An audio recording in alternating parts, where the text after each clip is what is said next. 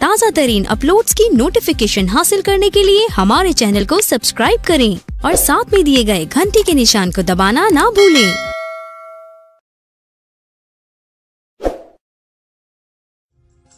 श्री राम जय जय राम, श्री राम जय जय राम, श्री राम जय जय राम, श्री राम जय जय राम, श्री राम जय जय राम, श्री राम जय जय राम, श्री राम जय जय राम, श्री राम जय जय राम। श्री हरि शरणम। महात्मा विदुर। आइए भक्तों, महात्मा विदुर के बारे में जानें। धर्म की गति बड़ी गहन है। कौन सा कर्म धर्म है और कौन सा अधर्म, इसका निर्णय सामान्य बुद्धि नहीं कर सकती। धर्म और अधर्म का तत्व तो स्वयं भगवान जानते हैं अथवा भगवान का साक्षात्कार करने वाले महर्षि लोग जानते हैं। भगवान का वह रूप जिसके द्वारा प्राणियों के हृदय में स्थित होकर वे जगत को, प्राणियों को धारण करते हैं, धर्म नाम से कहा गया है। धर्म के आधार पर ही सबकी स्थिति है, धर्म में ही सब कुछ प्रतिष्ठित है, इसलिए धर्म को ही परम तत्व कहते हैं। भाव भेद से धर्म के 3 रूप होते हैं, आध्यात्मिक, आधिदैविक और आधिभौतिक। धर्म के आध्यात्मिक रूप स्वयं भगवान हैं। आधिदैविक रूप धर्मराज या यमराज हैं, जो अपने लोक में रहकर पुण्य आत्मा और पापात्माओं के कर्म फल की व्यवस्था करते हैं। उन्हें हम व्यवहारिक धर्म के अधिष्ठात्र देवता कह सकते हैं। धर्म का आधि भौतिक रूप है सामाजिक व्यवस्था, जो कि शास्त्रों और शास्त्र तत्वदर्शी ऋषियों के द्वारा निर्मित होती है। वह देश, काल, पात्र, शक्ति, वय आदि के भेद से विभिन्न प्रकार की होती है और इस व्यवस्था को जो भंग करता है उसको दंड देने वाले हैं धर्म देवता। धर्म देवता का ही नामांतर यमराज भी है। उन्हें कितना सावधान रहना पड़ता है और जरा सी भी त्रुटि होने पर किस प्रकार स्वयं दंडित होना पड़ता है, यह बात हम लोग बहुत ही कम जान सकते हैं। तो पृथ्वी के नेत्र कोण पर धर्मराज की संयमनी पुरी है। उसमें अनेकों योजनों के बहुत से सुंदर सुंदर महल हैं। उसमें धर्मराज अपने मंत्रियों और धार्मिक सभासदों के साथ निवास करते हैं। उनके सभासदों में ऋषि, महर्षि, देवता सभी प्रकार के लोग हैं। मनुष्य के पाप पुण्य का हिसाब रखने वाले चित्रगुप्त जी महाराज हैं। काल, दिशा, आकाश, वायु, अग्नि, सूर्य आदि बहुत से उनके दूत हैं, जो मनुष्यों से एकांत में होने वाले कर्मों को भी देखा करते हैं और तुरंत उनके पास जाकर समाचार पहुंचा देते हैं। उनकी सभा में 4 दरवाजे हैं, जिनमें 3 से पुण्य आत्मा लोगों का प्रवेश होता है और दक्षिण द्वार से पापी लोग आते हैं। उस मार्ग से आने में पापियों को महान कष्ट उठाना पड़ता है और वैतरणी भी लांघनी पड़ती है। उधर के मार्ग से ले आने वाले दूत भी बड़े ही भयंकर हैं और कुंभी, पाक, रौरव, 80 पत्र वन आदि भी उसी दिशा में पड़ते हैं। उस द्वार की सबसे बड़ी विशेषता यह है कि जो उस मार्ग से आता है उसे धर्मराज का स्वरूप बड़ा ही भयंकर दिखता है और यूं तो वे बड़े ही सौम्य हैं। यूं तो धर्मराज भगवान के ही एक स्वरूप हैं, परंतु भागवत धर्म को जानने वाले 12 महात्माओं में से वे प्रमुख गिने जाते हैं। अर्थात वे भगवान के बहुत ही बड़े भक्त और उनके रहस्य को जानने वाले ऊंचे ज्ञानी हैं। उन्होंने अपने दूतों को भागवत धर्म का रहस्य समझाया है और बार-बार समझाते रहते हैं कि किन-किन को किस मार्ग से ले आना चाहिए और किन-किन के साथ कैसा व्यवहार करना चाहिए। वे कर्म, मन और वाणी से भगवान के भक्त हैं तथा अपने दूतों को भी इस बात की शिक्षा दिया करते हैं। उन्होंने एक बार कहा था कि मेरे भयंकर दूतों, जिनकी जीभ भगवान के पवित्र गुण, लीला और नामों का गायन नहीं करती, जिनका चित्त भगवान के चरण कमलों का स्मरण नहीं करता, जिनका सिर भगवान और उनके भक्तों के सामने एक बार भी नहीं झुकता, जिन्होंने अपने कर्तव्य पालन द्वारा उनकी आराधना नहीं की है और जो उनके सत स्वरूप से विमुख हैं, उन्हें ही तुम भयंकर नरक के रास्ते ले आना। धर्मराज केवल वहां जाने पर ही पाप पुण्य का फल नहीं देते, बल्कि इसी लोक में, इसी जीवन में यहाँ के लोगों को निमित्त बनाकर भी उनके फल दिया करते हैं। प्राचीन काल में मांडव्य नाम के एक बड़े ही तपस्वी ऋषि रहते थे। वे बड़े ही धर्मज्ञ, प्रभावशाली और मौनी थे। वे अपने हाथों को ऊपर उठाए तपस्या में संलग्न रहते। एक दिन कुछ डाकू धन लूटकर ऋषि मांडव्य के आश्रम के पास से निकले। उसी समय राज्य के सिपाहियों ने उनका पीछा किया और वे ऋषि के आश्रम के पास ही धन गाड़कर चलते बने। सिपाहियों ने आकर ऋषि से पूछा कि महाराज, वे डाकू किधर गए हैं? परंतु अपने मौन व्रत के कारण ऋषि ने कोई उत्तर ना दिया। सिपाहियों ने आश्रम के आसपास ही ढूंढकर डाकुओं को पकड़ लिया। धन भी वहां मिल गया। उन्हें संदेह हुआ कि वह तपस्वी नहीं कोई डाकू है। इसने जानबूझकर हमारे पूछने पर जवाब नहीं दिया, इसीलिए इसे भी पकड़ ले चले। उन्होंने मांडव्य को पकड़ लिया और डाकुओं के साथ ही उन्हें भी राजा के सामने पेश किया। राजा ने भी उनके जवाब ना देने पर उन्हें डाकू समझ लिया और डाकुओं के साथ सूली की सजा की आज्ञा दी। ऋषि मांडव्य सूली पर चढ़ा दिए गए, परंतु सूली उनके शरीर को छेद ना सकी। वे बहुत दिनों तक सूली पर बैठकर तपस्या करते रहे। जब दूसरे ऋषियों को यह समाचार मिला, तब वे पक्षियों का रूप धारण करके मांडव्य के पास आने लगे और पूछने लगे कि तुम्हें किस पाप का यह फल मिला है। मांडव्य भी सोचने लगे कि मुझे किस पाप का यह फल मिला है। और थोड़े ही दिनों के बाद राजा को यह मालूम हुआ कि सूली पर चढ़ाए जाने पर भी एक डाकू की मृत्यु नहीं हुई, वह अभी जीवित है। उन्होंने जान लिया कि वह तो कोई ऋषि है। राजा ने जाकर बड़ी प्रार्थना की, उन्हें सूली पर से उतारा, परंतु सूली की छोटी सी अणी उनके शरीर में लगी ही रह गई। वह ना छूट सकी। इसी से उनका नाम अणि मांडव्य पड़ा। मांडव्य ऋषि एक दिन धर्मराज की सभा में उपस्थित हुए। उन्होंने कहा कि मैंने ऐसा कौन सा पाप किया था जिसके फल स्वरूप मुझे सूली पर चढ़ना पड़ा। धर्मराज, यदि तुम इसका ठीक ठीक उत्तर नहीं दोगे तो तुम्हें अपने इस कर्म का फल भोगना पड़ेगा। धर्मराज ने कहा, तपोधन, आपने बचपन में एक सींग में कई टिड्डियों को छेद कर उड़ाया था। उस पाप का फल आपको भोगना पड़ा। छोटा सा भी पाप छोटा सा नहीं होता, पाप हमेशा बड़ा ही होता है।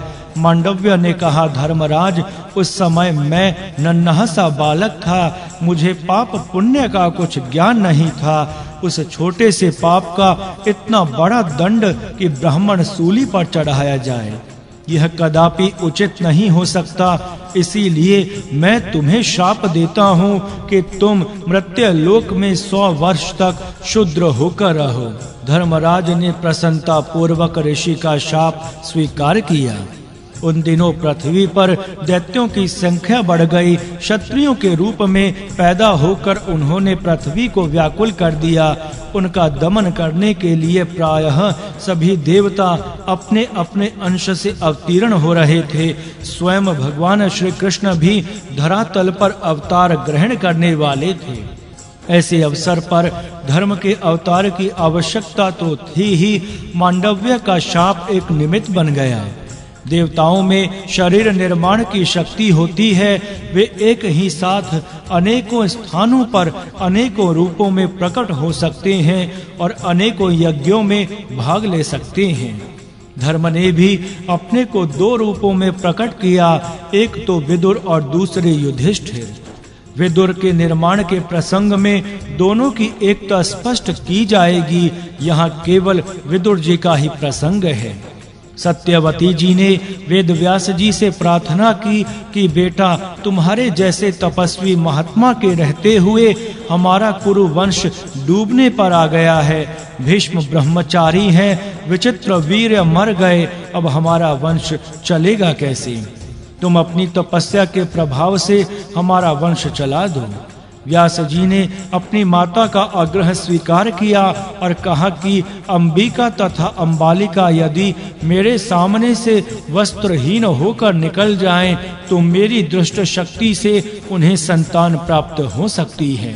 सत्यवती जी ने उन दोनों को बारी बारी से व्यास देव जी के सामने भेजा, परंतु वे दोनों बड़े ही संकोच से उनके सामने गईं। एक ने अपनी आंखें बंद कर ली, दूसरे मारे भय से पीली पड़ गई। जब व्यास जी ने उन्हें देखा और बतलाया कि पहली से जो पुत्र होगा वह अंधा होगा और दूसरी से जो पुत्र होगा वह पांडु वर्ण का होगा। वही धृतराष्ट्र और पांडु हुए, जिनके वंशज दुर्योधन और युधिष्ठिर आदि थे। सत्यवती जी को इतने से संतोष नहीं हुआ। उन्होंने फिर अंबिका से आग्रह किया कि एक सर्वगुण संपन्न पुत्र पैदा करो। अंबिका ने उनके सामने हाँ कह दिया, परंतु उनकी हिम्मत व्यास जी के सामने जाने की नहीं पड़ी। अपनी परम सुंदरी दासी को उसने व्यास देव जी के सामने भेज दिया।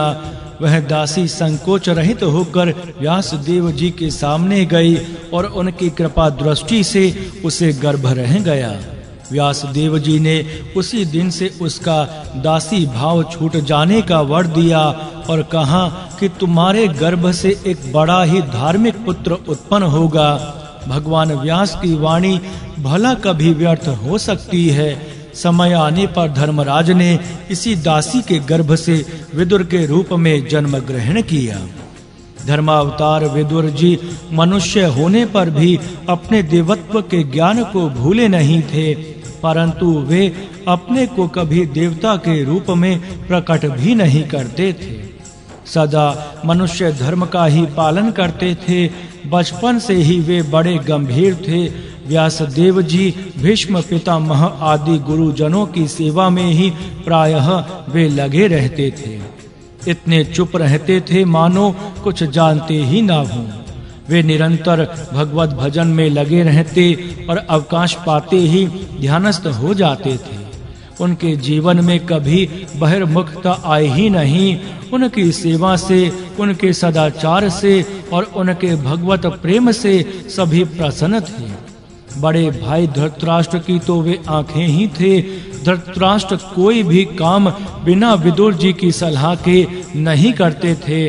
भीष्म पितामह ने पांडु जी और धृतराष्ट्र जी को बहुत बड़ी संपत्ति दी। जब उन्होंने विदुर से धन लेने को कहा, तब उन्होंने स्पष्ट अस्वीकार कर दिया। उनके मत में धन का कोई मूल्य ही नहीं था। संसार की झूठी वस्तुएं जो इस क्षण हैं और अगले क्षण नहीं रह सकती हैं, उन्हें लेकर उनके चिंतन में अपना समय कौन बितावे। इनके लिए भगवान के चिंतन से विमुख कौन हो, यह सब सोचकर वे धन से अलग ही रहते थे। जब भीष्म पितामह ने पांडु और धृतराष्ट्र का विवाह कर दिया, तब विदुर जी के विवाह की भी बारी आई। उन दिनों मथुरा में देवक का बड़ा प्रभाव था। उनके यहाँ एक पार्श्व दासी थी। उसी की सर्वगुण संपन्न कन्या के साथ भीष्म पितामह ने विदुर जी का विवाह करा दिया। विदुर जी अपनी धर्म पत्नी के साथ गृहस्थ धर्म का पालन करते हुए भगवान का भजन करने लगे। एक प्रकार से वे धृतराष्ट्र के मंत्री ही थे। उनके मंत्रित्व में तब तक राजकाज चलता रहा जब तक दुर्योधन, दुःशासन, कर्ण आदि की प्रधानता नहीं हो गई। स्वयं धर्म के मंत्रित्व में राजकाज का संचालन किस प्रकार होता था यह कहने की आवश्यकता नहीं। उन दिनों वहां बड़ा सुख था, बड़ी शांति थी। पांडु जहां रहते, जहां जाते, वहीं उनके लिए आवश्यक सामग्री उपस्थित रहती और किसी भी प्रजा को किसी भी प्रकार का कष्ट नहीं था। क्यों ना हो, धर्म के हाथों में जो प्रबंध था। धर्म का सरल से सरल और गहन से गहन अर्थ है सबका कल्याण। ऐसा कोई व्यक्ति नहीं, ऐसी कोई वस्तु नहीं जिसके अंतःस्थल में धर्म ना रहता हो और अवसर आने पर जिससे सबका कल्याण हो। ऐसे काम के लिए प्रेरणा ना करता हो। पांडवों में तो युधिष्ठिर के रूप में धर्मराज थे ही, कौरवों में भी विदुर के रूप में धर्मराज थे। अंतर इतना ही था कि पांडवों में धर्मराजा थे, उनके आज्ञा अनुसार सब कार्य होते थे, और कौरवों में वे केवल एक सलाहकार के रूप में थे। जैसे पाप की प्रवृत्ति होने के समय अंतरात्मा कह देती है कि यह पाप है, मत करो, परंतु पापी लोग उस आवाज को नहीं सुनते या सुनकर भी अनसुनी कर देते हैं। वैसे ही कौरवों को अन्याय की ओर प्रवृत्त देखकर विदुर स्पष्ट कह देते थे कि यह अन्याय है, इसे मत करो, परंतु वे विदुर जी की बात पर ध्यान नहीं देते थे, उनकी उपेक्षा कर देते थे। विदुर जी के जीवन में हम स्थान स्थान पर यही बात देखेंगे कि वे किसी का अनिष्ट नहीं चाहते, सबका कल्याण चाहते हैं। विदुर कौरवों को तो सलाह देते ही थे, समय आने पर पांडवों को भी उचित सलाह देते थे, और उन पर किसी आपत्ति की विपत्ति की संभावना होती तो पहले से ही सूचित कर देते। यदि वे व्याकुल हो जाते तो उन्हें समझाते, उन्हें धैर्य बंधाते। इन बातों से महाभारत के अनेकों अंश भरे पड़े हैं। यहाँ तो केवल कुछ अंशों की संक्षेप में चर्चा मात्र की जाएगी। दुर्योधन पांडवों से बड़ा ही वैर रखता था। वह दिन रात सोचता था कि किस प्रकार इन्हें नष्ट कर दे। इसके लिए उसने बहुत से उपाय किए। एक बार जल विहार के लिए पांडवों को बुलाया गया। दुर्योधन ने पहले से ही विष की मिठाइयां बनवा रखी थी। उसने बड़ा प्रेम प्रकट करके भीमसेन को अपने हाथों से वह मिठाई खिलाई। उसके बाद भीमसेन के बेहोश होने पर उन्हें लताओं से बांधकर गंगा जी में फेंक दिया, और जल विहार के स्थान से चलने पर युधिष्ठिर ने सोचा कि भीम पहले से ही चला गया होगा। इस बात की तो उनके मन में कल्पना ही नहीं हुई कि दुर्योधन ने भीमसेन का कुछ अनिष्ट किया होगा। जब वे लौटकर कुंती माता के पास आए और उन्होंने भीम को पूछा, तब उन्होंने कहा कि मैं तो समझता था कि भीम तुम्हारे पास आ गए होंगे, क्या उनका कुछ अनिष्ट तो नहीं हो गया? अनिष्ट की आशंका से माता कुंती का हृदय कांप उठा, और क्या करती, उन्होंने विदुर जी को बुलवाया। माता कुंती ने विदुर जी से कहा, देवर जी, पता नहीं भीमसेन जी कहाँ गए। सब भाई तो जल विहार करके लौट आए, परंतु भीम नहीं आया। मुझे डर इस बात का है कि कहीं दुर्योधन उसे धोखा देकर मार ना डाले। वह बड़ा ही क्रूर, दुर्बुद्धि और लोभी है। मेरा कलेजा धड़क रहा है, मुझे कुछ सूझता ही नहीं, क्या करूं? विदुर ने बड़ी दृढ़ता से कहा, रानी, ऐसी बात मन में नहीं लानी चाहिए। अपने पुत्र के संबंध में ऐसा सोचना तुम्हारी जैसी वीर रमणी को शोभा नहीं देता। जो पुत्र तुम्हारे पास हैं, उनकी रक्षा करो। इस समय दुर्योधन पर लांछन मत लगाओ। कुछ कहने सुनने से वह और भी अनिष्ट करने की चेष्टा कर सकता है। भीमसेन के संबंध में निश्चिंत रहो, उसका अनिष्ट तो कोई कर ही नहीं सकता। महामुनि व्यास जी ने तुम्हें जो आशीर्वाद दिया है कि तुम्हारे सब पुत्र चिरंजीवी होंगे, वह कभी झूठा नहीं हो सकता। भीम तुम्हारे पास शीघ्र ही आएगा और तुम्हें प्रसन्न करेगा। विदुर जी की बातों से माता कुंती की घबराहट मिट गई और कुछ ही समय बाद नागलोक से पारे का रस पीकर 10,000 हाथियों के बल से युक्त होकर भीमसेन लौट आए। युधिष्ठिर ने भी भीमसेन को समझा दिया कि यह बात किसी पर प्रकट नहीं होनी चाहिए। विदुर चाचा ऐसा ही कहते हैं और इसी में हम लोगों का कल्याण है। विदुर जी की सत शिक्षा से पांडव दुर्योधन की इस दुष्टता को पी गए। उन्होंने कहीं चर्चा ही नहीं की। दुर्योधन अपनी कुचाल को विफल हुई देखकर मन ही मन जल उठा। तब द्रोणाचार्य जी के यहाँ शिक्षा प्राप्त करते समय भी उसने पांडवों को नीचा दिखाना चाहा, लेकिन उसके लिए कुछ ना हो सका। बाद में उसने धृतराष्ट्र के कान भरने शुरू किए और यह बात उसने तय करा ली कि अब पांडव वर्णावत नगर में रहें। उनके लिए नया महल बनने का प्रबंध हुआ। दुर्योधन ने पुरोचन नाम के मंत्री से एकांत में कहा कि हे भाई, अब तो सारी पृथ्वी के राजा हम और तुम दो ही रहेंगे। तुम मेरे बड़े विश्वास पात्र हो, शत्रुओं का नाश करने में मेरी सहायता करो। तुम वारणावत में ऐसा महल बनाओ जिससे सन, तेल, घी, लाख लकड़ी का व्यवहार अधिक हो और ऊपर से ऐसा लेप लगा दो कि कोई उसको भांप ना सके। ऐसी ही वस्तुएं उसमें स्थान स्थान पर रखवा दो और किसी को रत्ती भर भी इसका पता ना चले। तुम युधिष्ठिर के जाने पर उनकी खूब सेवा करना और जब वे तुम्हारा खूब विश्वास कर लें तब उस महल के दरवाजे पर आग लगा देना। बस उनके मर जाने पर तो तुम्हारा ही सब अधिकार होगा। पुरोचन ने जाकर वैसा ही महल तैयार कर दिया और धृतराष्ट्र ने कुंती सहित पांडवों को वहां जाने की आज्ञा दे दी। जब पांडव कुंती माता के साथ वारणावत जाने लगे तब उन्होंने सब गुरुजनों को प्रणाम करके आज्ञा ली। प्रजा ने बहुत विरोध किया, परंतु युधिष्ठिर जी ने सबको समझा दिया। जब सब लोग चले गए तब विदुर जी ने मलेच्छ भाषा में युधिष्ठिर को समझाया। उन्होंने कहा, युधिष्ठिर, बुद्धिमान मनुष्यों को शत्रुओं का गुप्त रहस्य समझकर पहले से ही उससे बचाव का उपाय कर लेना चाहिए।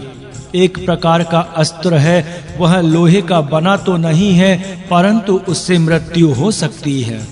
उसे जो जान लेता है वह बच जाता है। अर्थात तुम लोगों को जलाने के लिए शत्रुओं ने शीघ्र जलने वाले पदार्थों का भवन बनवाया है। देखो, आग जंगल को जला सकती है, परंतु बिल में रहने वाले जीवों को नहीं जला सकती। आपत्ति आने पर इसी प्रकार अपने को सुरक्षित रखना चाहिए। अर्थात तुम लोग सुरंग से निकल जाना। अंधे को रास्ता नहीं मिलता, उसे दिशा भ्रम भी हो सकता है।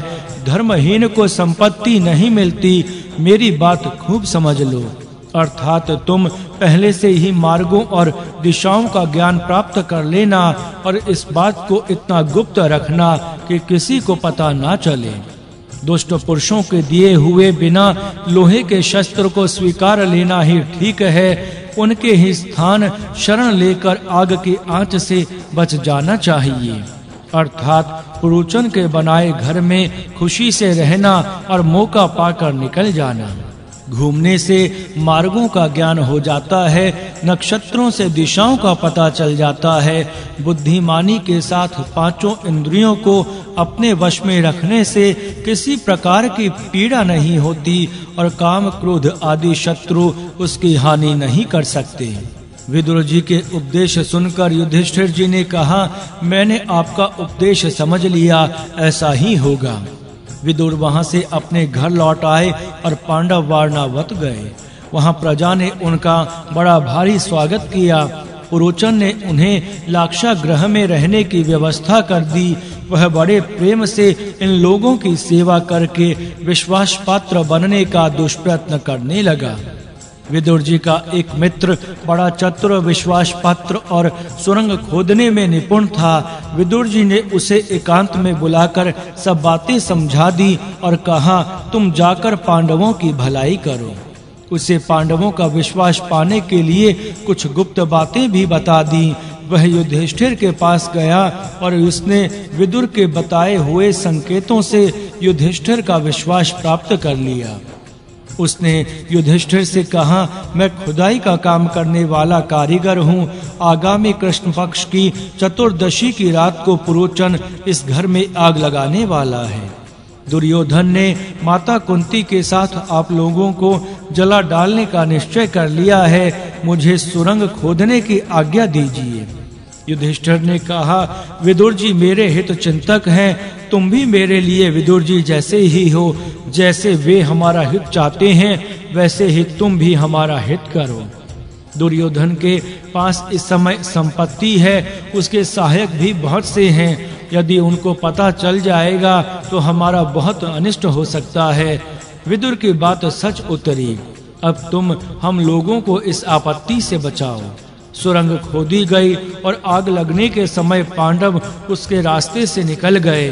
किसी को इसकी खबर नहीं लगी और विदुर की कृपा से पांडव इस महान विपत्ति से बच गए। बहुत दिनों बाद जब मालूम हुआ कि पांडव जीवित हैं और राजा द्रुपद की पुत्री द्रौपदी से उनका विवाह भी हो गया, तब दुर्योधन, कर्ण आदि को बड़ा कष्ट हुआ।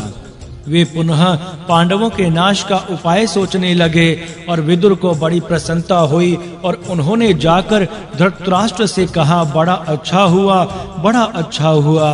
विदुर ने उन्हें समझाया कि अब द्रुपद से हमारी मित्रता हो गई, वे हमारे संबंधी हो गए।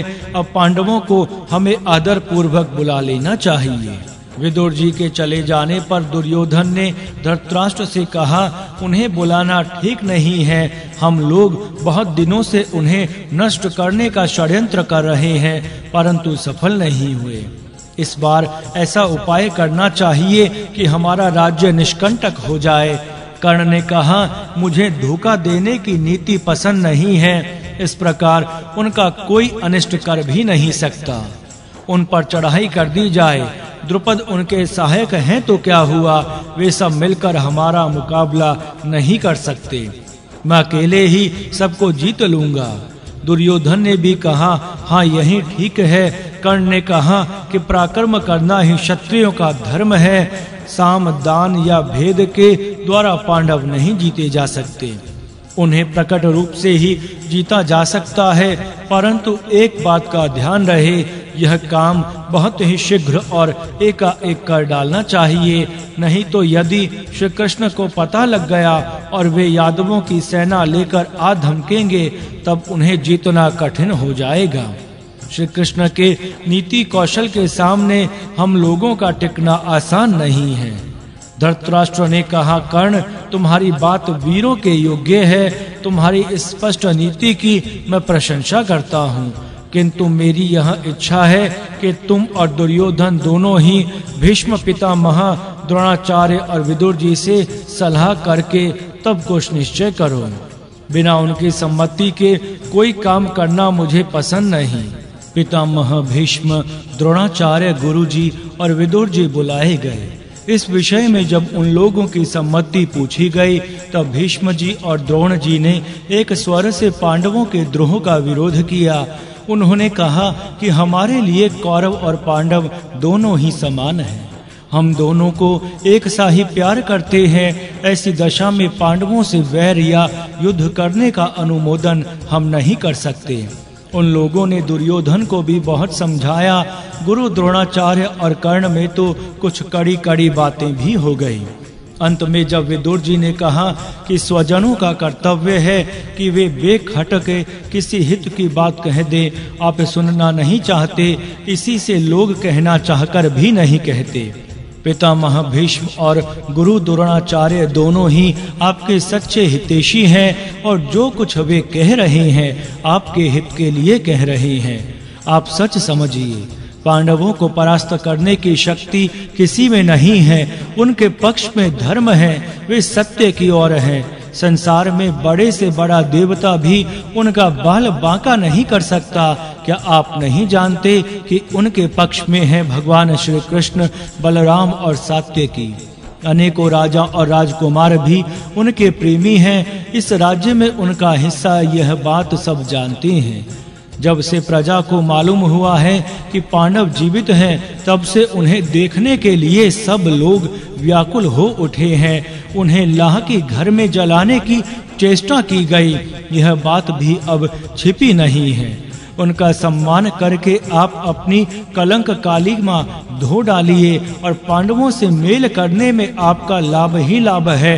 द्रुपद आपके पक्ष में जाएंगे, श्री कृष्ण आपके सहायक हो जाएंगे और सारे यदुवंशी आपकी आज्ञा का पालन करेंगे। भगवान श्री कृष्ण साधारण पुरुष नहीं, साक्षात भगवान है। वे जिस पक्ष में रहेंगे उसी की जीत होगी। उनसे मेल करके आपका सारे संसार में अपने राज्य का विस्तार कर सकते हैं। राजन, मैं आपसे स्पष्ट निवेदन करता हूँ कि दुर्योधन, कर्ण और शकुनी आदि सब कच्ची बुद्धि के हैं। आप इनकी बातों में मत आइए। यदि इनकी बुद्धि के अनुसार काम किया गया तो निश्चय समझिए कि आपके सब पुत्रों का, क्षत्रियों का और प्रजा का नाश हो जाएगा। धृतराष्ट्र ने बड़ी प्रसन्नता से कहा, हाँ हाँ, यही तो मैं भी कहता हूँ। भीष्म पितामह, द्रोणाचार्य ये बड़े ही ऐश्वर्यशाली और ज्ञानी हैं। ये हमारे हित की बात कहते हैं। तुम्हारी सम्मति भी हमारा कल्याण करने वाली है। तुम्हारा कहना सच्चा है। जैसे मेरे पुत्र दुर्योधन आदि हैं, वैसे ही पांडव भी हैं। राज्य का जितना अधिकार इन्हें है, उतना ही उन्हें भी है। विदुर, तुम जाओ, विशेष सत्कार के साथ कुंती और नववधु द्रौपदी के साथ पांडवों को यहाँ ले आओ। पांडव कुशल से हैं, उनका विवाह हो गया, यह बड़ी प्रसन्नता की बात है। द्रौपदी के लिए अनेकों प्रकार के रत्न और वस्त्राभूषण ले जाओ। तब विदुर जी ने उपहार की सामग्री लेकर रथ पर सवार होकर पांचाल देश की यात्रा की। पंजाब में जाकर पहले वे राजा द्रुपद से मिले। उनके यहाँ स्वागत सत्कार होने के बाद वे भगवान श्री कृष्ण के पास गए और उनके दर्शन से बहुत ही आनंदित हुए। विदुर बहुत दिनों से भगवान श्री कृष्ण का दर्शन चाहते थे, परंतु अब तक उन्हें अवसर नहीं मिला था और रास्ते में आते समय भी वे सोच रहे थे कि शायद वहां भगवान श्री कृष्ण के दर्शन हो जाएं और अपनी बहुत दिनों की अभिलाषा पूर्ण होते देखकर वे सहसा उनके चरणों पर गिर पड़े। भगवान श्री कृष्ण ने उन्हें उठाकर हृदय से लगा लिया और युधिष्ठिर भी अपने भाइयों के साथ उनसे मिले और माता कुंती से भी यथा योग्य हुआ।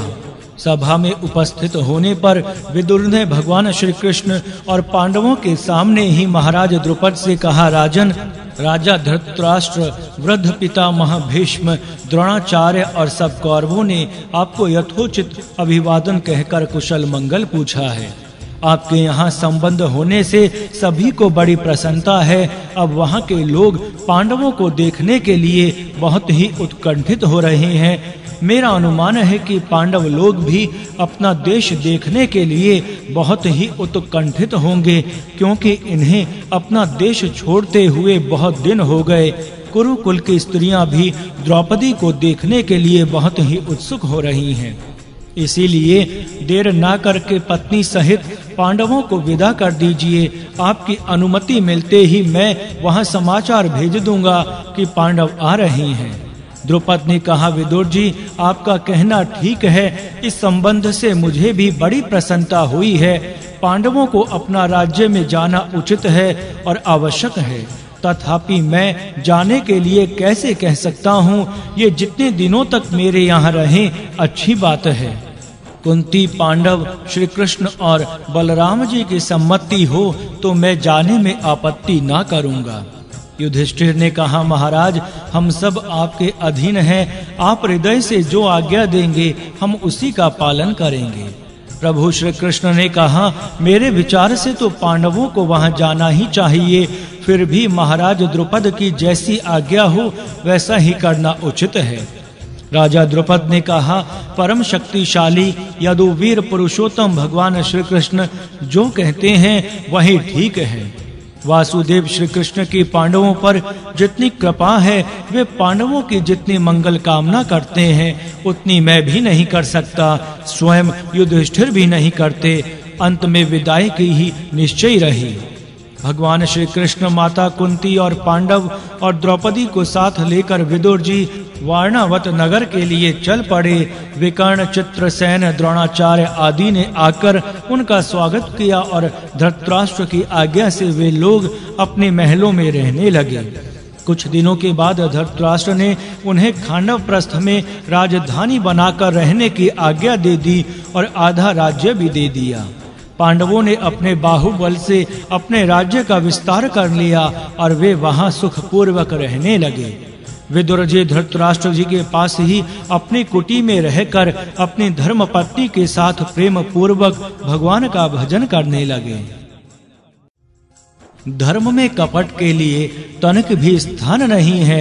बाहर भीतर की स्पष्टता से ही धर्म का प्रधान लक्षण है। जो भीतर से दूसरे प्रकार का है, बाहर से दूसरे प्रकार का है, हम उसे धर्मात्मा नहीं कह सकते।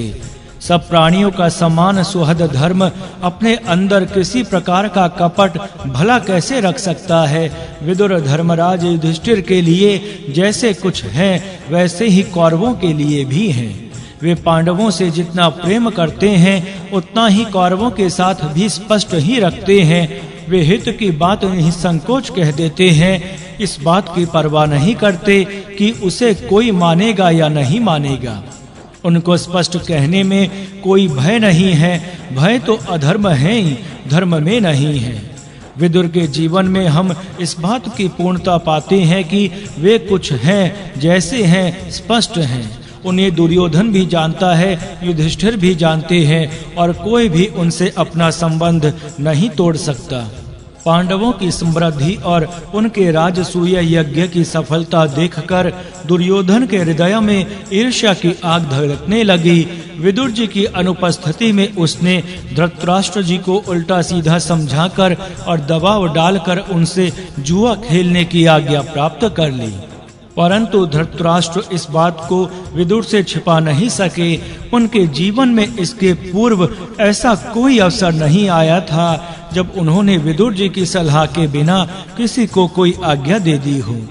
आज जुए की आज्ञा देकर वे पछताने लगे और तुरंत दूत को भेजकर विदुर जी को बुलाने लगे। विदुर जी ने आकर धृतराष्ट्र जी से स्पष्ट कह दिया कि मैं कदापि जुए का अनुमोदन नहीं कर सकता। आपने यह काम बड़ा ही अनुचित किया है। इससे पारस्परिक विरोध बढ़ जाएगा और वंश का सत्यानाश हो जाएगा। धृतराष्ट्र ने विदुर जी की बात से प्रभावित होकर दुर्योधन को बुलवाया और जुआ न खेलने के लिए कहा, परंतु उसने धृतराष्ट्र की एक न मानी और जुआ हुआ और पांडव हारने लगे। जुए के बीच में ही विदुर ने धृतराष्ट्र को बहुत समझाया, अनेकों आख्याकाएं सुनाई और कहा कि जैसे मरने वाले को दवा नहीं रुचती, वैसे ही आपको भी नीति की बात पसंद नहीं आती।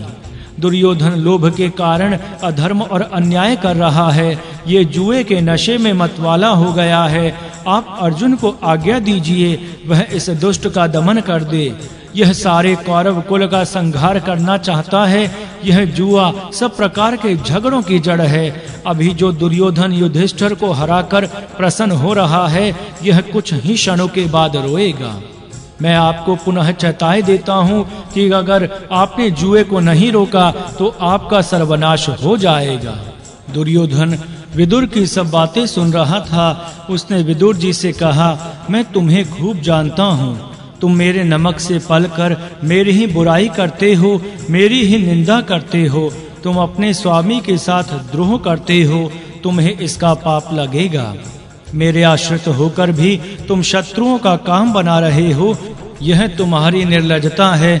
अपने से मित्रता रखने वालों का विरोध करना मूर्खों का काम है और शत्रु पक्ष से मिले हुए आदमी को यहाँ अपने नहीं रखना चाहिए। इसलिए तुम्हारी जहाँ इच्छा हो चले जाओ। विदुर ने कहा, दुर्योधन तुम अभी बच्चे हो। सुनने में कठोर किंतु परिणाम में सुख देने वाली बात से तुम्हें नाराज नहीं होना चाहिए। देखो, मूढ़ता मत करो, अपना हित अनहित समझो। ठकुर सुहाती करने वाले बहुत से मिल जाएंगे, परंतु संसार में सच्चे हितैषी बहुत ही कम मिलते हैं।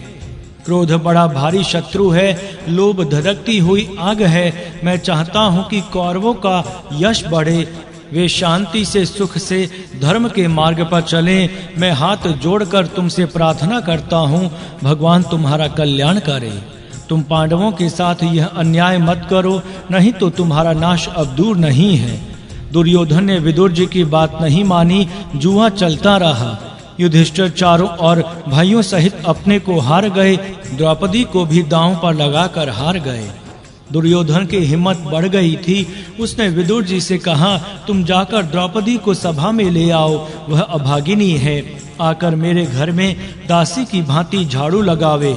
जब दुर्योधन ने विदुर को भला बुरा कहा, तब विदुर पर उसका असर नहीं पड़ा था, परंतु द्रौपदी के बारे में ऐसी बात सुनकर उन्होंने यह बात कह डाली जो द्रौपदी जी के बार बार रोने गिड़गिड़ाने पर भी पितामह भीष्म और गुरु द्रोणाचार्य के मुख से नहीं निकली। उन्होंने दुर्योधन से कहा, मूढ़ दुर्योधन, तू किसके बारे में यह बातें कह रहा है? किसी भी स्त्री का अपमान करना मनुष्यता के विरुद्ध है। फिर द्रौपदी तो यज्ञ वेदी से निकली हुई साक्षात देवी है। तू सांपों से छिड़कानी कर रहा है, अब तो शीघ्र ही यमपुर जाएगा। देख, द्रौपदी कभी तेरी दासी नहीं हो सकती। युधिष्ठिर को द्रौपदी के हारने का कोई हक ही नहीं था। अपने को हार जाने के बाद द्रौपदी पर उनका क्या स्वत्व था कि उन्होंने उनको दांव पर लगाया। अपने मुख से कभी किसी के लिए दुर्वचन नहीं निकालना चाहिए, और द्रौपदी के प्रति दुर्वचन का प्रयोग करके तूने अपने पुण्य नष्ट कर दिए हैं। अब भी संभल जा, नहीं तो अनर्थ हो जाएगा। दुर्योधन ने विदुर की बात नहीं मानी। द्रौपदी लाई गई और उसके बाद जो कुछ हुआ वह प्रसिद्ध ही है। विदुर ने भरसक उस दुर्घटना को रोकने की चेष्टा की, परंतु वह होने वाली थी, होकर ही रही। जब पांचों पांडव माता कुंती और द्रौपदी के साथ 12 वर्ष के वनवास और 1 वर्ष के अज्ञातवास के लिए जाने लगे, तब उन्होंने सभा में जाकर सबको प्रणाम किया और सबसे अनुमति ली। उस समय उनके कल्याण की कामना तो सबने की, परंतु यह बात केवल विदुर जी के ही मन में आई कि माता कुंती बूढ़ी हो गई हैं, इन्हें वन में नहीं जाना चाहिए। उन्होंने पांडवों से कहा, माता कुंती सर्वथा पूजनीय हैं, इनकी अवस्था वन में जाने योग्य नहीं है। ये सदा सुख में ही रही हैं, ये वन का दुख नहीं सह सकेंगी। आर्या कुंती, मेरे घर में आदर सत्कार के साथ रहें। तुम लोग मेरी यह बात मान लो। जाओ, भगवान सर्वत्र तुम्हारा भला करें। युधिष्ठिर ने कहा, निष्पाप, आप हमारे गुरु हैं, आदरणीय चाचा हैं, हम सब आपके अनुगामी हैं। आपकी आज्ञा हमें स्वीकार है। माता कुंती यहीं रहेंगी। अब आप हम लोगों को कुछ उपदेश कीजिए। विदुर जी ने कहा, तुम लोग सब तरह से योग्य हो। तुम्हारे पुरोहित धौम्य ब्रह्मज्ञानी हैं और वे तुम्हारे साथ हैं। तुम लोग संतोषी हो, इसीलिए फूट पड़ने की संभावना नहीं। तुम लोगों ने मेरु, सावर्णी, परशुराम, कृष्ण द्विपायन और भगवान शंकर से ज्ञान तथा धर्म की शिक्षा प्राप्त की है। असित ने तुम्हें उपदेश किया है और भृगु ने दीक्षा दी है। देवर्षि नारद सर्वदा तुम्हारी देख रेख किया करते हैं। तुम लोगों में सब सद्गुण निवास करते हैं। तुम आत्म संपत्ति प्राप्त है। अधर्म के द्वारा ठगे जाने पर व्यथित होने की तो कोई बात ही नहीं है। जो वस्तु तुमने ठग ली गई है वह तुम्हारे पास कई गुना होकर लौटेगी। जाओ, तुम्हारा कल्याण हो। माता कुंती विदुर जी के पास रह गईं तथा द्रौपदी और पुरोहित धौम्य के साथ पांडवों ने वन को प्रस्थान किया। धृतराष्ट्र के पूछने पर विदुर ने उन्हें बतलाया कि युधिष्ठिर अपनी आंखें बंद किए जा रहे हैं। इसका यह अर्थ है कि युधिष्ठिर दुर्योधन आदि पर बड़ा ही स्नेह रखते हैं। यदि इस समय वे आंखें खोलकर देख लें तो तुम्हारे बेटे भस्म हो सकते हैं। इसी से वे आंखें बंद किए जा रहे हैं। भीमसेन ने अपनी विशाल बाहुओं की ओर देखते जा रहे थे। वे सोच रहे थे कि बाहुबल में मेरे समान कौन है। वे मन ही मन युद्ध में घोर कर्म करने का संकल्प कर रहे हैं। अर्जुन पैरों से बालों उड़ाते हुए जा रहे हैं। इसका अभिप्राय यह है कि युद्ध के समय पे वे शत्रुओं पर इसी प्रकार बाण वर्षा करेंगे। नकुल ने अपने शरीर पर मिट्टी पोत ली है कि मेरा शरीर बहुत सुंदर है, कहीं मुझे देखकर स्त्रियां मोहित ना हो जाएं। सहदेव ने अपने मुख में मिट्टी लगा ली है कि कोई उन्हें पहचान ना सके, वे वन जाने से कुछ लज्जित से हो रहे हैं। द्रौपदी दुशासन के पकड़े हुए बालों को खोलकर यह कहती जा रही है कि आज के 14वें वर्ष कौरव कुल की स्त्रियां भी यही दुर्गति भोगेंगी। धौम्य भयंकर याम्य मंत्रों का उच्चारण करते हुए जा रहे हैं कि कौरवों के पुरोहित भी उनके मारे जाने पर इसी प्रकार का मंत्र पाठ करेंगे। विदुर जी ने आगे कहा, महाराज, सारी प्रजा विशुद्ध हो उठी है, सब लोग कौरवों को कोस रहे हैं, उनके अन्याय की निंदा कर रहे हैं और पांडवों के साथ सहानुभूति प्रकट कर रहे हैं। महाराज, आज प्रकृति बड़ी ही शुद्ध है, आज के अपशकुनों को देखकर बड़ी आशंका हो रही है, संसार में ना जाने क्या होने वाला है। विदुर इस प्रकार कह ही रहे थे कि ब्राह्मी कांति धारण किए हुए देव ऋषि देव श्रेष्ठ नारद जी उसी समय सभा में उतर आए और उन्होंने सबके सामने ऊंचे स्वर से कहा, लोगों सुन लो, कान खोल कर सुन लो, आज के 14वें वर्ष दुर्योधन के अपराध से और भीमसेन तथा अर्जुन के बल से संपूर्ण कौरव कुल का नाश हो जाएगा। इतना कहकर वे झटपट अंतर्ध्यान हो गए और सभी सभासद दुर्योधन, कर्ण और शकुनों के सहित सन्न रह गए। एक दिन धृतराष्ट्र जी ने विदुर जी को बुलाकर पूछा, क्या करने से हमारा उपकार हो सकता है? जो हो गया सो हो गया, अब जो हमारा कर्तव्य है उसे बताने की कृपा करें। प्रजा हमसे विरुद्ध हो रही है, उसका प्रेम किस प्रकार प्राप्त किया जाए? तब विदुर जी ने कहा, महाराज, धर्म ही अर्थ, काम और मोक्ष तीनों की जड़ है। आपके पुत्रों ने बड़ा ही अन्याय किया है, उन्होंने धर्मात्मा युधिष्ठिर को छल से जीता है, इस कुकर्म का आप प्रायश्चित कर डालिए।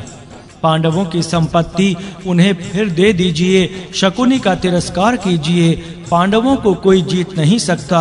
आप यदि कौरव और पांडव दोनों वंशों का मंगल चाहते हैं तो दुर्योधन को बाध्य कीजिए कि वे पांडवों के साथ निष्कपट मेल कर ले, नहीं तो उसे कैद कर लीजिए।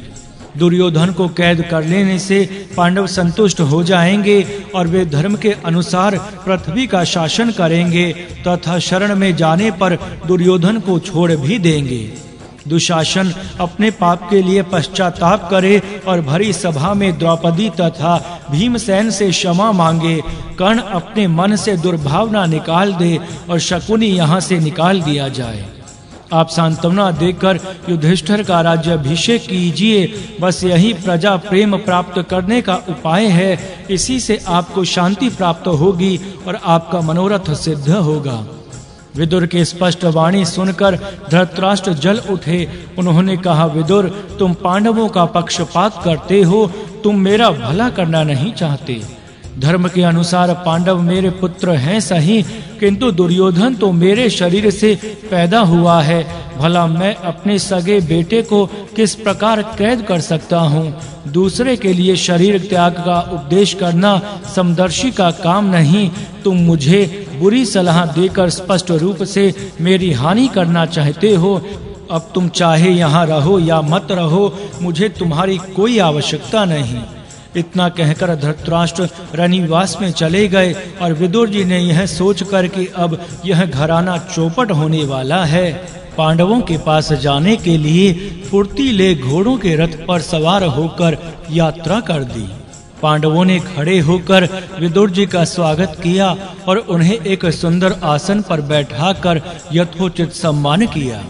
युधिष्ठिर के पूछने पर विदुर जी ने धृतराष्ट्र की बात कही और यह भी बतलाया कि अब धृतराष्ट्र जी को मेरी आवश्यकता नहीं रही, इसीलिए मैं यहाँ चला आया। उनके हृदय मोह ममता से कलुषित हो गया है, वे धर्म की बात, हित की बात सुनना नहीं चाहते। ऐसा मालूम होता है कि अब कौरवों का नाश निकट है। युधिष्ठिर, इस आपत्ति से घबराने की कोई बात नहीं है। जो पुरुष शत्रुओं के दिए हुए कलेशों को धीरता के साथ सह लेता है और क्षमा का सहारा लेकर अपने अनुकूल समय की बाट देखता रहता है, उसे आगे चलकर अवश्य सुख प्राप्त होता है। जो संपत्ति के समय, भोग के समय अकेले ही सुख नहीं भोगता, अपने सहायकों को भी समान रूप से देता है, उसे विपत्ति के समय भी, दुख के समय भी अकेले ही उनका भार नहीं उठाना पड़ता। उनमें भाग लेने वाले भी मिल जाते हैं। सहायक पाने का यही सबसे अच्छा उपाय है। सहायक मिल जाने पर सब कुछ मिला हुआ ही समझना चाहिए। अपने को सबसे छोटा और नम्र बनाकर रखने में ही कल्याण है। राजाओं की इसी अभिवृद्धि होती है। इसी प्रकार विदुर पांडवों को उपदेश करते रहे। ऐसा देखा गया है कि स्वार्थी पुरुष भी निस्वार्थ व्यक्ति पर ही अधिक विश्वास करते हैं। शराबी को यदि अपनी स्त्री किसी के पास रखनी होती है तो वह शराबी को नहीं, शराब ना पीने वाले का ही विश्वास करता है। बेईमान भी अपनी धरोहर ईमानदार के पास ही रखता है और धृतराष्ट्र भी विदुर पर सबसे अधिक विश्वास रखते थे। इसका कारण था कि उनके लड़के उन्हें धोखा दे सकते थे, परंतु विदुर से धोखे की संभावना नहीं थी। अतः विदुर जी के चले जाने पर वे पछताने लगे। उन्होंने सोचा कि विदुर की सहायता से पांडवों की बड़ी उन्नति होगी, मेरे लड़कों का बड़ा अनिष्ट होगा। संधि और विग्रह की नीति का जानकार कोई भी हमारे पक्ष में नहीं रह जाएगा। वे सभा के द्वार पर आते आते अचेत हो गए। संजय आकर उन्हें संभालने लगे। थोड़ी देर में धृतराष्ट्र को चेतना हुई। धृतराष्ट्र ने संजय से कहा, संजय, विदुर मूर्तिमान धर्म है, वे मेरे प्यारे भाई हैं। उनके बिना मेरा कलेजा छटपटा रहा है, मेरी छाती फटी जा रही है। करुण स्वर से विलाप करते हुए धृतराष्ट्र ने फिर कहा, विदुर, तुम कहाँ चले गए? उनके अनिष्ट शंका से मैं बहुत ही व्याकुल हो रहा हूँ। वे जीवित तो हैं ना? मैं बड़ा ही पापी हूँ।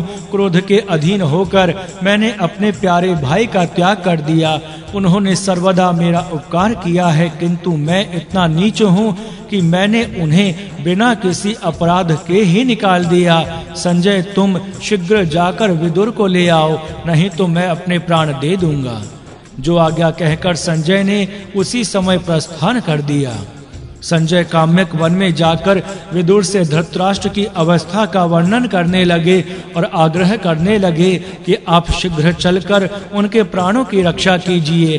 विदुर के मन में कोई दुर्भाव तो था नहीं। वे पांडवों से अनुमति लेकर शीघ्र ही वहां से चल पड़े। उनके आने पर धृतराष्ट्र ने बड़ी प्रसन्नता प्रकट की और कहा, विदुर, तुम्हारा हृदय शुद्ध है। यह मेरा सौभाग्य है कि तुम मेरे पास रहते हो। मैंने तुम्हारा अपराध किया है, तुम्हें बहुत से कटु वचन कहे हैं, उन्हें भूल जाओ और मुझे क्षमा करो। धृतराष्ट्र ने विदुर को अपनी गोदी में उठा लिया और सिर सूंघकर बड़ा प्रेम जताया। विदुर ने कहा, राजन, आप कैसी बात कहते हैं? मेरे प्रति भी क्या आपका कोई अपराध होता? आप मेरे परम गुरु हैं, आपके लिए ही मैं शीघ्र यहाँ आ गया हूँ। पांडव और कौरव दोनों ही मेरे लिए समान हैं, तथापि पांडवों की अवस्था इस समय अच्छी नहीं है, इसीलिए बार बार मेरी दृष्टि उन पर पड़ जाती है और पड़नी भी चाहिए। यदि आप उनके साथ प्रेम का भाव रख सकें तो कितना अच्छा हो। धृतराष्ट्र प्रसन्न हो गए और विदुर हस्तिनापुर में रहने लगे। धर्म का व्यवहारिक रूप है सद्व्यवहार। सद्व्यवहार एक ही प्रकार का नहीं होता, वह भिन्न भिन्न व्यक्तियों के लिए भिन्न भिन्न अवसरों पर भिन्न भिन्न देशों में भिन्न भिन्न प्रकार का होता है। उसका लक्ष्य होता है मनुष्य जहाँ स्थित है वहाँ से चलकर उन्नति करता हुआ अपने लक्ष्य अर्थात धर्म के मूल स्वरूप पर पहुँच जाए। एक ही व्यक्ति को एक ही व्यक्ति के साथ भिन्न भिन्न अवसरों पर विभिन्न प्रकार के व्यवहार करने पड़ते हैं। उन सब में धर्म की रक्षा करना, उन सब में धर्म के साथ रहना बहुत ही कठिन हो जाता है। साधारण लोग तो उन व्यवहारों में किस प्रकार धर्म रहता है इस बात को समझते भी नहीं, जानते भी नहीं। इसीलिए यह कहना पड़ता है कि धर्म का सच्चा स्वरूप वास्तव में तो धर्म ही जानते हैं, और जब वही विदुर के रूप में अवतरण हुए हैं तो उन्हीं के द्वारा सब प्रकार की नीतियों का रहस्य उद्घाटन होना चाहिए और हुआ ही है। विदुर नीति से सभी परिचित हैं। पांडवों का 12 वर्ष का वनवास और 1 वर्ष का अज्ञातवास समाप्त हो चुका है। वे विराट नगर में प्रकट हो चुके थे और दोनों ओर से युद्ध की भीषण तैयारी हो रही थी। धृतराष्ट्र ने संजय को युधिष्ठिर के पास यह समझाने के लिए भेजा था कि युद्ध करना अधर्म है, वे किसी प्रकार युद्ध से विरत हो जाएं। उस दिन संजय युधिष्ठिर के पास से लौटकर धृतराष्ट्र के पास आए और उन्होंने युधिष्ठिर को निर्दोष बतलाते हुए यह कहा था कि अब युद्ध हुए बिना नहीं रह सकता। यदि आप उन्हें कुछ दिया नहीं जाएगा तो वे युद्ध करने के लिए मजबूर हैं और इसमें उनका कोई दोष नहीं। उन्होंने आपके लिए और सब लोगों के लिए जो संदेश कहे हैं उन्हें मैं कल सभा में सुनाऊंगा, क्योंकि आज मैं थक गया हूँ। धृतराष्ट्र की अनुमति लेकर संजय चला गया। संजय के चले जाने पर धृतराष्ट्र बड़ी चिंता में पड़ गए। उन्होंने द्वारपाल को भेजकर विदुर जी को बुलवाया और विदुर तुरंत धृतराष्ट्र के पास उपस्थित हुए और उन्होंने बड़ी नम्रता से कहा, महाराज, मैं आपकी क्या सेवा कर सकता हूँ? मेरे योग्य सेवा बतलाइए। तब धृतराष्ट्र ने कहा, विदुर, अभी संजय मुझे बहुत कुछ कहे सुनकर घर गया है। सुबह सभा में युधिष्ठिर के संदेश सुनाएगा। अभी मुझे मालूम नहीं कि युधिष्ठिर ने क्या संदेश भेजा है। उसी चिंता से मुझे नींद नहीं आती और मेरा शरीर जल रहा है। धर्म और अर्थ का तुम्हारे जैसा जानकार और कोई नहीं है। तुम मेरे भले की बात कहो, मेरी इंद्रियां विकल हो रही हैं, मुझे चिंता सता रही है। ऐसा कोई उपाय करो कि मेरा चित्त शांत हो जाए। विदुर जी ने कहा, महाराज, साधारण पुरुषों को नींद न आने के बहुत से कारण हैं। जिनके ऊपर बलवान पुरुष आक्रमण करने वाला हो, जिनका सर्वस्व छिन गया हो, जो कामी है, चोर है, उन्हें नींद नहीं आती। जो किसी की संपत्ति हड़पना चाहता है, उसे भी नींद नहीं आती। इनमें से कोई दोष आप में तो नहीं आ गया है। महाराज, यदि ये दोष आप में ना हो तो आप सुख पूर्वक सो सकते हैं। धृतराष्ट्र ने कहा, विदुर जी, तुम बड़े बुद्धिमान, विद्वान और सम्मान के पात्र हो। मैं तुम्हारी कल्याणकारी बातें सुनना चाहता हूँ। तुम मुझे नीति की बातें सुनाओ। विदुर जी ने कहा, राजन, आपने नीति विरुद्ध आचरण किया है। युधिष्ठिर सर्वथा राज्य के योग्य हैं, उन्हें आपने निकाल दिया है और आप में राजा होने के लक्षण बिल्कुल नहीं हैं। फिर भी आप राजा बन बैठे हैं। आप राज्य का शासन क्या कर सकते हैं? दुर्योधन, शकुनी, कर्ण और दुशासन के भरोसे से शासन का कार्य छोड़कर आप कैसे भलाई की आशा कर सकते हैं?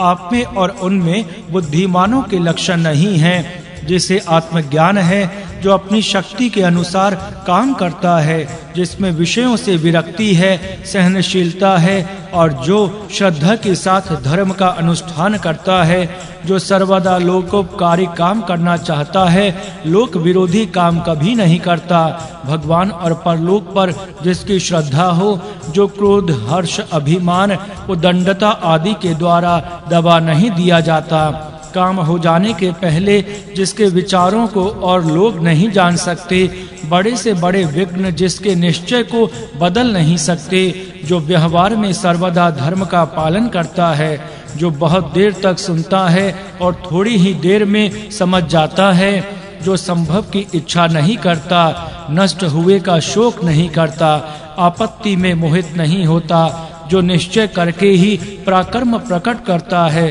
अपने समय को व्यर्थ नहीं बिताता, जो कटुभाषी, हितैषी का अनादर नहीं करता, सम्मान पाने पर फूल कर कुप्पा नहीं हो जाता और अपमान होने पर दुखी नहीं होता, सबका रहस्य जानता है, वह बुद्धिमान कहलाने योग्य है। जिसका अध्ययन बुद्धि के अनुसार है और जिसकी बुद्धि विद्या विरुद्ध नहीं है, जो प्राचीन पुरुषों द्वारा निश्चित मर्यादा का उल्लंघन नहीं करता, सर्वदा सनातन धर्म पर हृदय से आरूढ़ रहता है, वह बुद्धिमान है। विदुर ने कहा, राजन, यह तो मैंने पंडितों के लक्षण कहे, अब आप मूर्खों के लक्षण सुने। जिसने शास्त्र और लोकों की बातें नहीं सुनी, जो अपने आप को बड़ा घमंड रखता है, जो असमर्थ होने पर भी मनोरथ के पुलाव पकाता रहता है, जो पाप से धन कमाना चाहता है, जो मित्र से दगा करता है, शत्रुओं से मित्रता जोड़ने वाला है, अपने करने योग्य कामों को नौकर चाकरों से कराता है, सब पर संदेह करता है, काम में जल्दबाजी करता है और जल्दी के काम में देर लगाता है, उसे मूर्ख कहना चाहिए। राजन, पितरों का श्राद्ध नहीं करता, देवताओं की पूजा नहीं करता, सज्जनों को मित्र नहीं बनाता, बिना बुलाए ये किसी के भी पास चला जाता है, बिना पूछे ही बहुत कुछ कह डालता है, विश्वास के योग्य पर अविश्वास करता है, अपना दोष दूसरे पर लगाता है, जो पर स्त्रियों पर आंख उठाता है और जो कंजूसों की सेवा करता है वह मूर्ख है। राजन, मैं आपसे सत्य कहता हूँ, यही प्राचीन काल की मर्यादा है। जो संपत्तिशाली होकर अकेले ही बढ़िया माल खाता है, बढ़िया बढ़िया कपड़े पहनता है और दूसरों को नहीं देता, उससे बढ़कर निष्ठुर और नीच कोई नहीं है। आप स्थिर बुद्धि से कार्य और अकार्य इन दोनों का निश्चय करके मित्र शत्रु उदासीन इन तीनों का साम दाम दंड भेद इन चारों से वश में कीजिए। पांचों इंद्रियों को जीतकर संधि मान विग्रह आदि छहों को जानकर वैश्य जुआ शराब शिकार कठोर वचन दंड की कठोरता और अन्याय से धनोपार्जन इन 7 बातों को छोड़ दीजिए।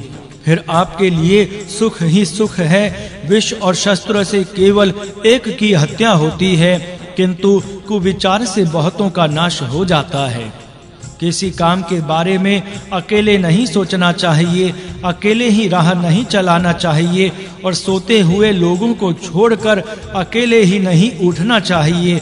क्षमा मनुष्य का परम बल है। क्षमा अशक्तों के लिए गुण है, समर्थों के लिए आभूषण है। जिसके हाथ में क्षमा का खड्ग है, दुर्जन उसका कुछ बिगाड़ नहीं सकता। घास फूस से खाली जगह पर गिरकर आग आप ही आप बुझ जाती है। धर्म ही परम कल्याण है, क्षमा ही परम शांति है, ज्ञान ही परम तृप्ति है और एक अहिंसा ही संपूर्ण सुखों को देने वाली है।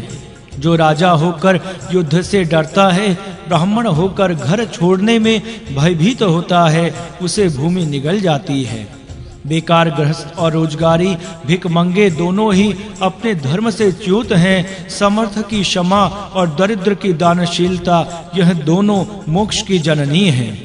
जो धनी होकर दान ना करे और जो गरीब होकर तपस्या ना करे, उसे गले में पत्थर बांधकर नदी में डुबा देना चाहिए।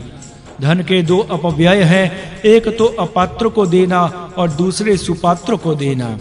योगी सन्यासी और युद्ध में सम्मुख मारा जाने वाला क्षत्रिय, ये दोनों ब्रह्मलोक में जाते हैं। उपाय 3 प्रकार के होते हैं, उत्तम मध्यम और अधम। पुरुष और कर्म भी 3 प्रकार के होते हैं, पराये धन का हरण करना, पर स्त्री का सेवन करना और सगे संबंधियों का त्याग करना। ये तीनों लोभ काम और क्रोध से होते हैं। अतएव तीनों ही निंदनीय होते हैं। वरदान मिलना, राज्य मिलना और पुत्र होना, ये तीनों एक से हैं, परंतु इन तीनों से श्रेष्ठ है शत्रु को आपत्ति से बचा लेना।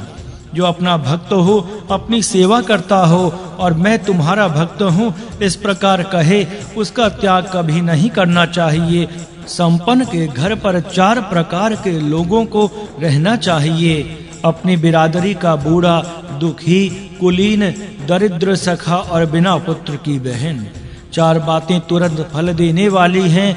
देवताओं का ध्यान मनोरथ पूर्ण कर देता है। बुद्धिमानी के प्रताप से गूढ़ बात भी मालूम हो जाती है। विद्वान के विनय की लोग पूजा करते हैं और पाप के त्याग से अंतःकरण में शांति आ जाती है। अग्निहोत्र, मौन, अध्ययन और यज्ञ यदि मान के लिए किए जाते हैं तो इनका विपरीत फल होता है। पिता, माता, अग्नि, आत्मा और गुरु, इन 5 की सेवा प्रतिदिन करनी चाहिए। जो देवता, पितृ, मनुष्य, भिक्षुक और अतिथि इन 5 की नित्य पूजा करता है वह पूजनीय होता है। जहाँ जहाँ तुम जाओगे वहां 5 प्रकार के लोग तुम्हारे साथ जाएंगे, मित्र, शत्रु, मध्यस्थ, सेव्य और सेवक। मनुष्य की 5 इंद्रियां हैं, यदि एक में भी कोई दोष हो तो उसके रास्ते से ज्ञान बह जाता है। 6 दोषों को अवश्य छोड़ देना चाहिए: अधिक निद्रा, तंद्रित रहना, भय, क्रोध, आलस्य और फिर कभी कर लूंगा यह भाव। इन 6 गुणों को कभी नहीं छोड़ना चाहिए: सत्य, दान, सावधानी, प्रेम, क्षमा और धैर्य। जिसके वश में काम, क्रोध, शोक, मोह, मद और मान यह 6 रहते हैं वह जितेंद्रिय है। गौ, नौकरी, खेती, स्त्री, विद्या और शूद्र के साथ संगति, इन 6 के ऊपर बराबर दृष्टि न रखी जाए तो ये नष्ट हो जाते हैं। निरोगता, श्रणहीनता, स्वदेश में रहना, सत्संग, अनुकूल जीविका, भय रहित स्थान में रहना, ये 6 बातें संसार में सुख मानी जाती हैं। जो दूसरे की उन्नति नहीं देख सकते, संतोष नहीं करते, क्रोध करते हैं, किसी का विश्वास नहीं रखते और दूसरों के प्रारब्ध पर जीते हैं तथा दूसरों से घृणा करते हैं, वे दुखी ही रहते हैं। स्त्री, जुआ, शिकार, मद्यपान, कठोर वाणी, भयंकर दंड और काम, इन 7 दोषों को सर्वथा त्याग कर देना चाहिए। ब्राह्मणों से द्वेष, लड़ाई, उनका धन छीनना, उनको मारने की इच्छा, निंदा, उनकी प्रशंसा को अस्वीकार करना, उनको भूल जाना और जब वे मांगने आवें तब उनमें अवगुण निकालना, ये 8 भावी नाश के सूचक हैं। यह शरीर एक घर है, इसमें 9 द्वार हैं, 3 खंबे हैं, 5 साक्षी हैं और जीव निवास करता है। जो इनको पहचान लेता है वह तत्व को जान लेता है। इस प्रकार के लोगों को धर्म का ज्ञान नहीं होता। जो शराब पीते हैं, विषयों के व्याकुल रहते हैं, धातुओं के दोष से पागल हुए रहते हैं, जो थके हुए हैं, क्रोध में भरे हुए हैं, भूखे हैं, उतावले हैं, लोभी हैं, भीरू हैं और कामी हैं, इनकी संगति कभी नहीं करनी चाहिए। जो आपत्ति में व्यथित नहीं होता, सावधानी के साथ उद्योग करता है, समय आने पर दुख भी सह लेता है, उसके शत्रु नष्ट हो जाते हैं।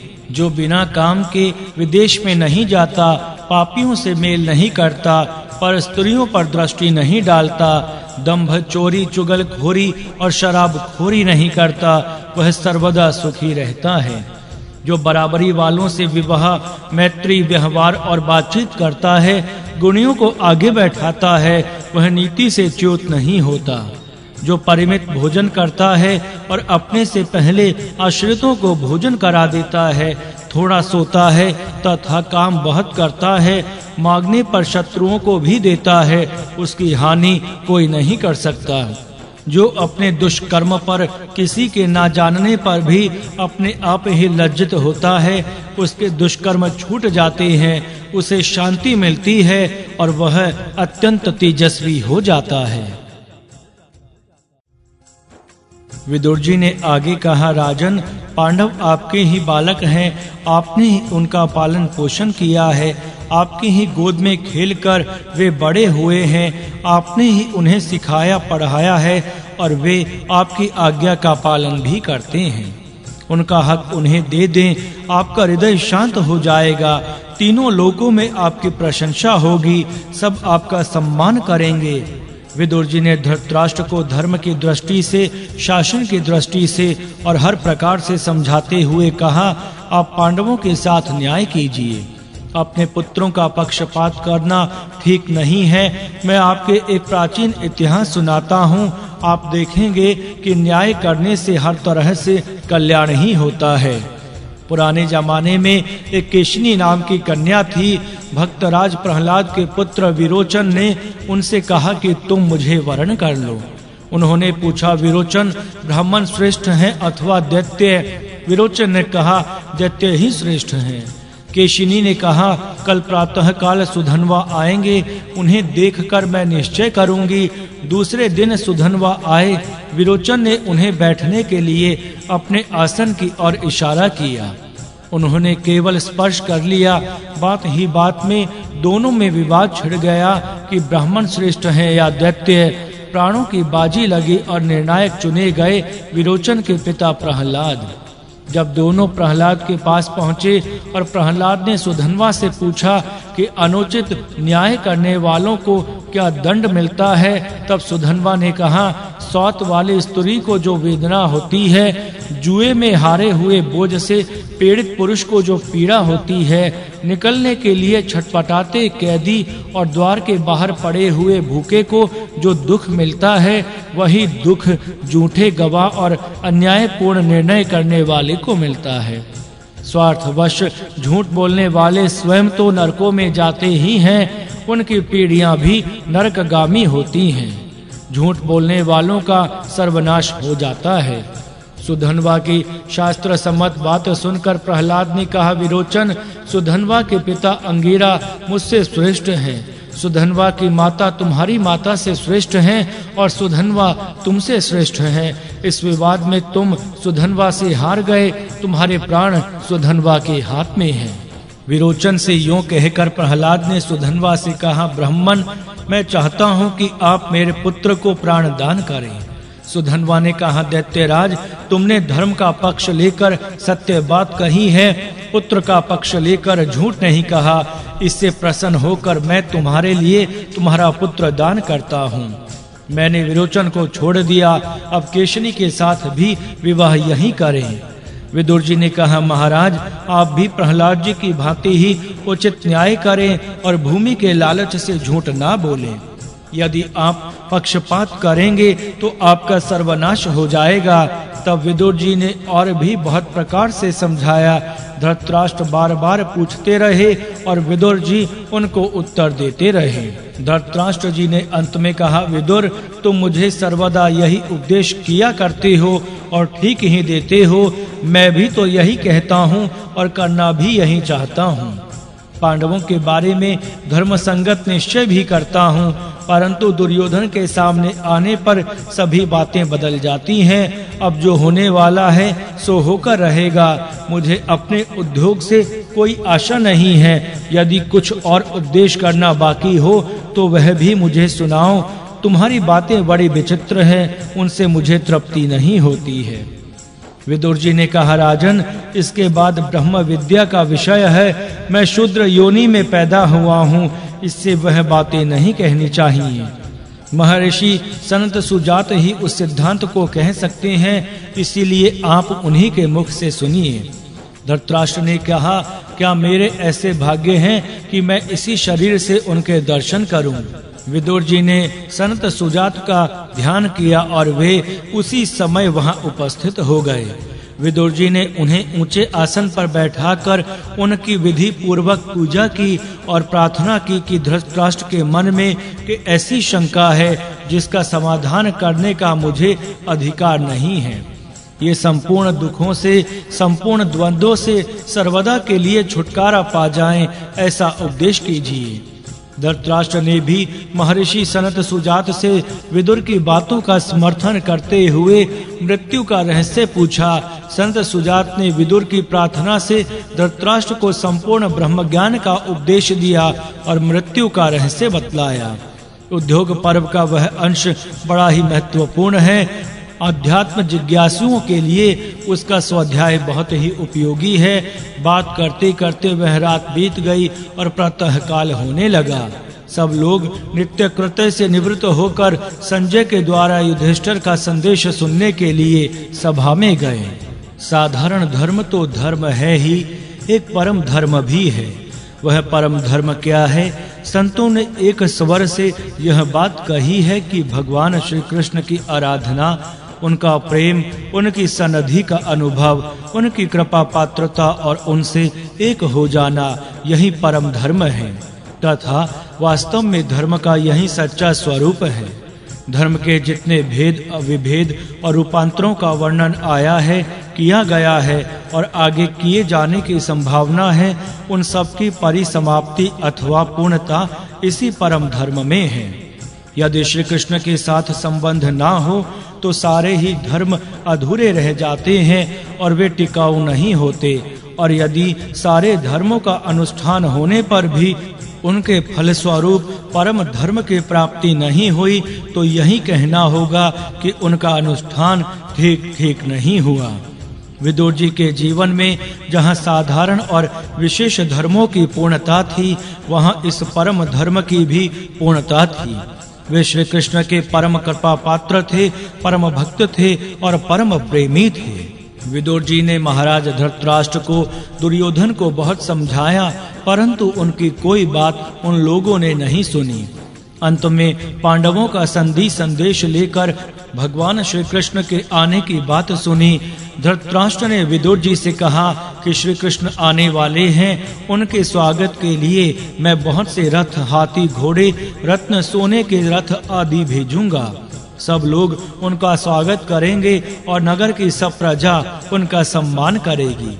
उनके ठहरने के लिए सबसे सुंदर स्थान दिया जाएगा और हमारे पास जो सर्वोत्तम सामग्री है वही उन्हें भेंट की जाएगी।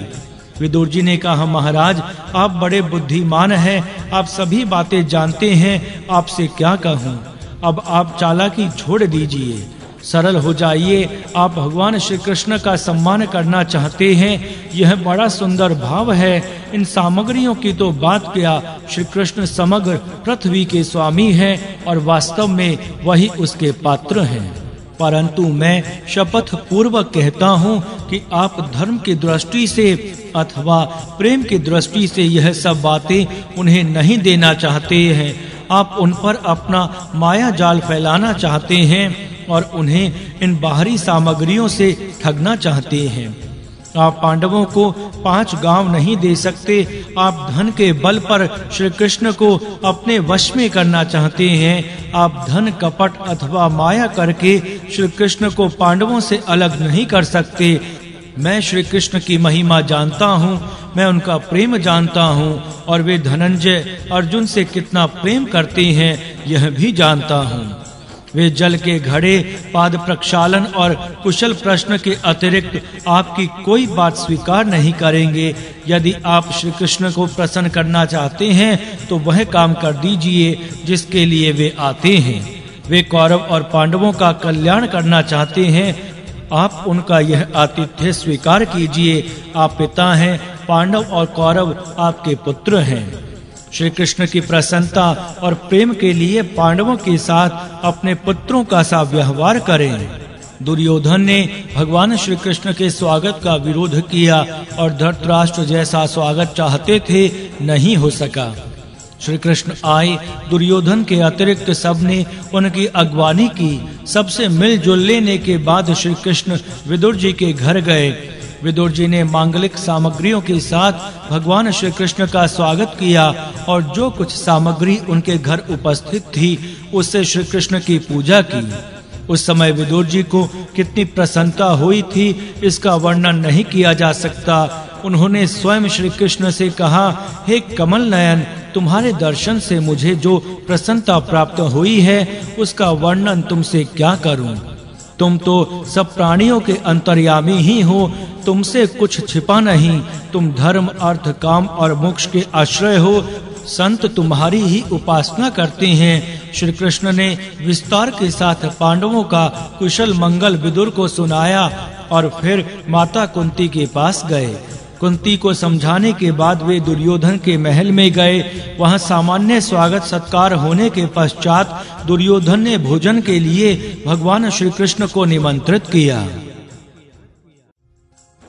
भगवान श्री कृष्ण ने स्पष्ट शब्दों से कह दिया है कि भैया, कोई प्रेम से खिलावे तो उसके यहाँ खाना चाहिए, और नहीं तो जब कहीं भोजन ना मिलता हो, आपत्ति का समय हो, तब किसी के यहाँ खाना चाहिए।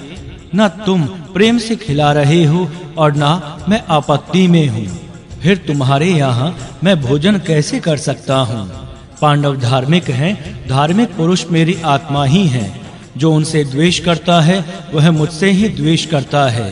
दुर्योधन से भगवान श्री कृष्ण ने साफ साफ कह दिया कि तुम लोग दुष्ट हो, तुम्हारा अन्न मैं नहीं खा सकता। मेरे विचार में तो यहाँ केवल विदुर का ही अन्न पवित्र है, मैं उन्हीं के यहाँ भोजन करूँगा। इतना कहकर भगवान श्री कृष्ण विदुर जी के घर चले गए। भक्तमाल आदि में ऐसी कथा आती है कि जब भगवान श्री कृष्ण विदुर जी के घर पहुँचे उस समय विदुर जी घर पर नहीं थे। विदुर जी की पत्नी वस्त्र उतारकर स्नान कर रही थी। जब भगवान श्री कृष्ण की आवाज उनके कानों में पड़ी तब वे प्रेम विह्वल हो गई और जिस अवस्था में थी उसी अवस्था में दौड़ आई। वे श्री कृष्ण को एक पीढ़े पर बैठाकर उन्हें केला छील कर उनके छिलके खिलाने लगी। प्रेम में ऐसी बेसुध हो गई कि उन्हें ध्यान ही ना रहा कि मैं श्री कृष्ण को केले के छिलके खिला रही हूँ। भगवान श्री कृष्ण भी उनका प्रेम देखकर बेसुध हो रहे थे। उन्हें उन छिलकों में बड़ा रस आ रहा था।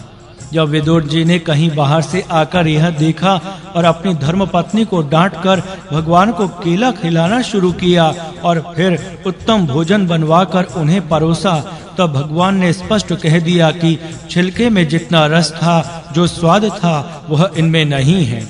भगवान तो प्रेम के भूखे हैं, उनके सामने वस्तु का कोई महत्व नहीं है। इसी प्रकार कई स्थानों पर विदुर के शाक की, विदुर के कर्ण की भी बात आती है। महाभारत में लिखा है कि श्री कृष्ण जब विदुर के घर जाने लगे तब पितामह भीष्म, द्रोणाचार्य, कृपाचार्य आदि उनके पीछे आए और उन्हें अपने घर चलने की प्रार्थना करने लगे। परंतु भगवान ने यह कहकर कि मेरा सम्मान हो गया, उन लोगों को वापस कर दिया। उन लोगों के चले जाने पर विदुर ने प्रेम और उत्साह के साथ विविध सामग्रियों से भगवान श्री कृष्ण का सत्कार किया। उन्होंने पवित्र और गुण युक्त अनेकों प्रकार की खाने पीने की सामग्री भगवान श्री कृष्ण को निवेदित की। भगवान श्री कृष्ण ने उन सामग्रियों से पहले वेद वेत्ता ब्राह्मणों को भोजन कराया और उन्हें दक्षिणा दी। उनके भोजन के पश्चात देवताओं के साथ इंद्र की भांति अपने अनुयायियों सहित भगवान श्री कृष्ण ने विदुर की पवित्र और गुण युक्त भोजन सामग्री ग्रहण की। रात में श्री कृष्ण विदुर जी के ही घर ठहरे। विदुर जी ने भगवान श्री कृष्ण से कहा, भगवान, दुर्योधन बड़ा अधर्मी और अभिमानी है। उसकी लालच और झुटाई बहुत बढ़ गई है। वह भीष्म, द्रोण, कृप, कर्ण, अश्वत्थामा, जयद्रथ की सेवा में लगा रहता है। उन्हें खूब धन देता है और सोचता है कि मैं इन्हीं के भरोसे पांडवों को जीत लूंगा। उसके मन में यह बात बैठ गई है कि अकेला कर्ण ही सारे संसार को जीत सकता है। उसके मन में संधि करने की तनिक भी इच्छा नहीं है। उसने पांडवों को कुछ ना देने का निश्चय कर लिया। मुझे इस बात की बड़ी चिंता है कि आप अपना आना व्यर्थ हुआ।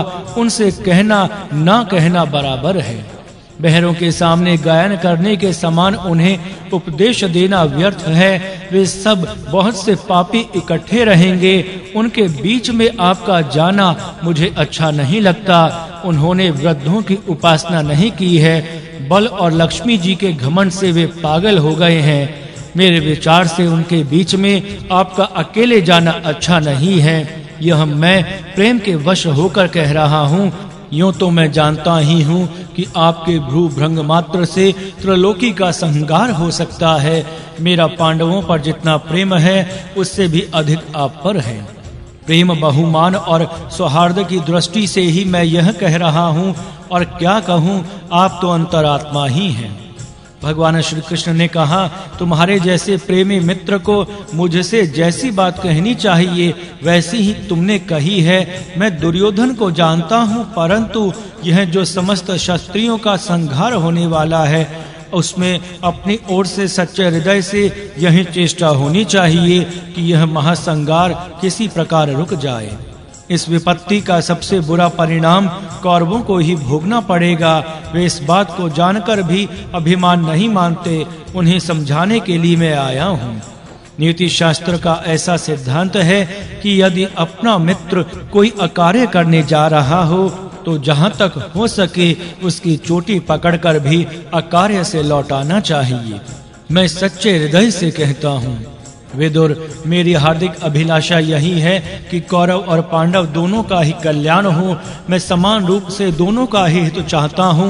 दुर्योधन के हित की बात कहते समय यदि वह मुझ पर अविश्वास करेगा, मुझ पर आशंका करेगा तो किया करे। मैं अपना कर्तव्य पूरा करने के कारण प्रसन्न होऊंगा और उष्ण भी हो जाऊंगा।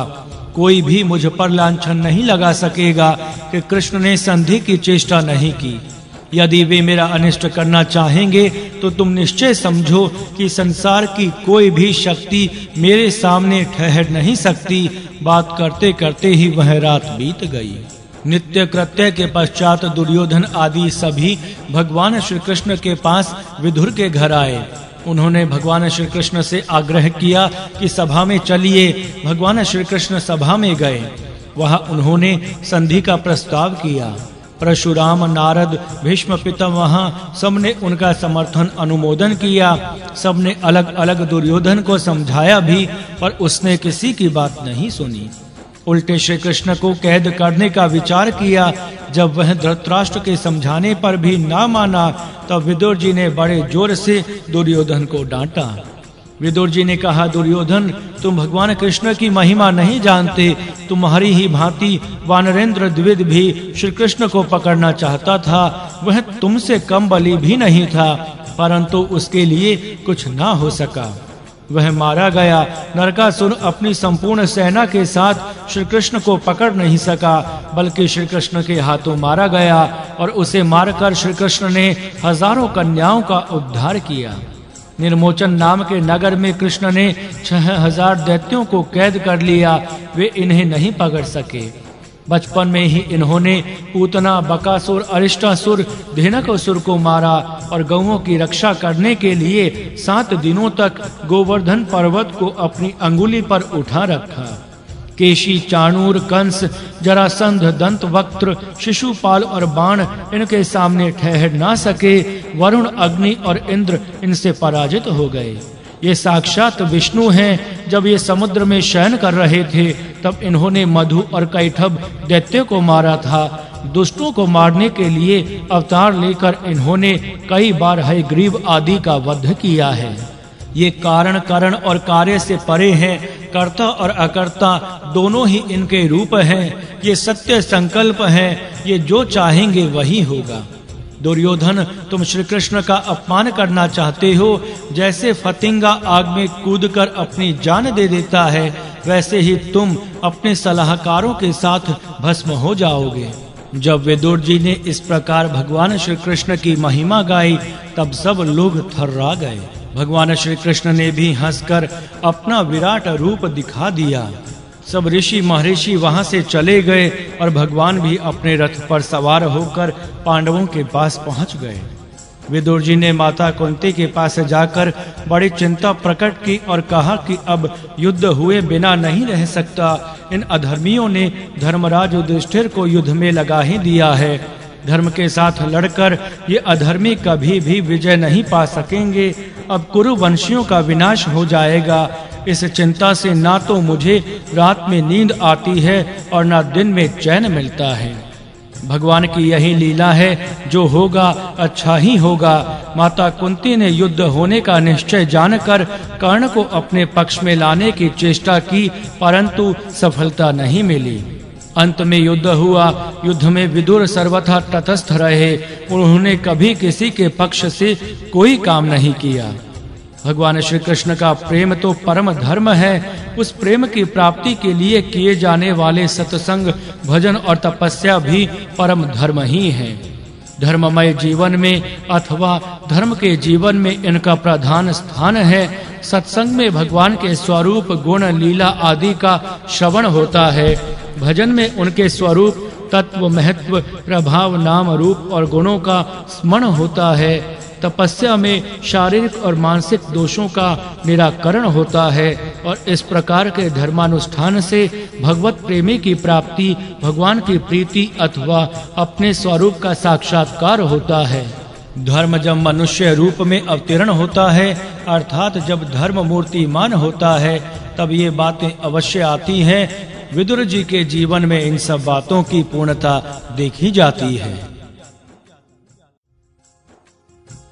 श्रीमद् भागवत के अनुसार महाभारत युद्ध के समय विदुर वहां उपस्थित नहीं थे। जब युद्ध होने का निश्चय हो गया, संधि की सब चर्चाएं विफल हो गईं और भगवान श्री कृष्ण लौट गए, तब विदुर जी ने सोचा कि अब अपनी आंखों से कुरुकुल का संहार देखना उचित नहीं है। वे सर्वस्व का त्याग करके घर से निकल पड़े और अनेकों तीर्थों में भ्रमण करते रहे। उन्होंने किसी आश्रम का चिन्ह धारण नहीं किया था, कभी किसी वेश में रहते तो कभी किसी वेश में। नदियों में त्रिकाल स्नान करते, निरंतर भगवान का स्मरण करते और भगवान को प्रसन्न करने वाले व्रत करते। इस प्रकार तीर्थों में भ्रमण करते करते उन्हें बहुत दिन बीत गए और वे प्रभास क्षेत्र में पहुंचे। वहां उन्हें भारतीय युद्ध का परिणाम मालूम हुआ। उन्होंने उसी और यात्रा आरंभ कर दी। जब वे यमुना के किनारे पहुंचे तब उन्हें वहां महाभागवत उद्धव जी के दर्शन हुए। उद्धव जी से उन्होंने बहुत से प्रश्न किए और उद्धव जी ने प्रेम गद गद होकर भगवान श्री कृष्ण की लीला सुनाई। जन्म से लेकर मथुरा यात्रा, द्वारिका गमन, भारतीय युद्ध, युधिष्ठिर का राज्य और उसके अश्वमेध यज्ञ तक का वृत्तांत सुनाया। जब उद्धव जी ने भगवान के स्वधाम गमन की बात कही तब विदुर व्याकुल हो गए।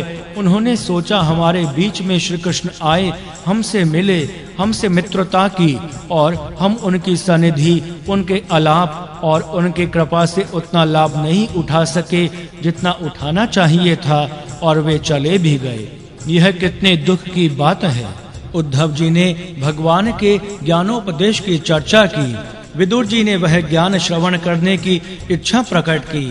तब उद्धव जी ने कहा, भगवान ने उपदेश के समय आपका स्मरण किया था। उस समय मैत्रेय ऋषि भी वहां उपस्थित थे। भगवान ने कहा, जिस गुप्ततम ज्ञान का उपदेश मैं तुम्हें कर रहा हूँ वह मैत्रेय विदुर को सुनाएंगे। इसलिए आप भगवान के उपदेश किए हुए ज्ञान को मैत्रेय ऋषि के द्वारा ही सुने। विदुर भगवान के स्मरण और उपदेश के लिए मैत्रेय को आज्ञा देने की बात सुनकर बहुत ही प्रसन्न हुए। उनका हृदय प्रेम, श्रद्धा और आनंद से भर गया। वहां से उन्होंने मैत्रेय ऋषि जी के पास जाने के लिए हरिद्वार की यात्रा कर दी। हरिद्वार पहुंचकर विदुर जी मैत्रेय ऋषि जी के पास गए और प्रणाम सेवा करते हुए वे मैत्रेय जी से भगवत तत्व के संबंध में भगवान के बताए हुए ज्ञान की शिक्षा ग्रहण करने लगे। भागवत के 3 और 4 स्कंध की कथा मैत्रेय जी ने विदुर से कही है।